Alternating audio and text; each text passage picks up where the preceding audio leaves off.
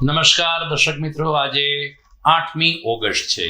બરાબર એક અઠવાડિયા પછી 15 ઓગસ્ટ આવશે ને ભારત દેશ મહામુલા 79માં સ્વાતંત્ર્ય દિનની ઉજવણી કરશે.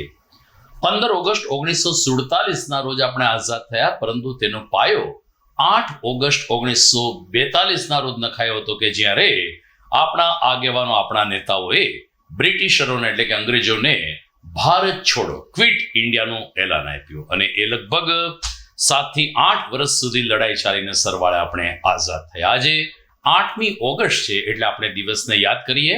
જોઈએ આજના મુખ્ય સમાચાર.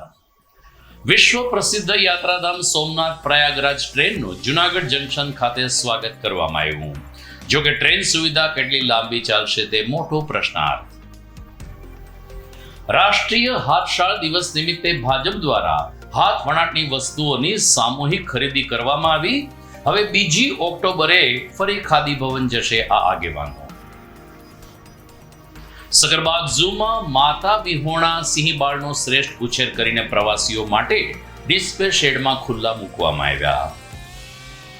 અને રાત્રે ગિરનાર ખાતે ફરીથી એકવાર 3 નર સિંહોએ પગથિયા સુરક્ષિત રીતે પાર કર્યા. તો અશોક શિલાલેખ પાસે વનરાજોનું ફૂટ પેટ્રોલિંગ પણ સીસીટીવી કેમેરામાં કેદ થયું. આ તમામ સમાચાર આપણે વિગતવાર જોઈએ તે પહેલા લઈએ એક બ્રેક.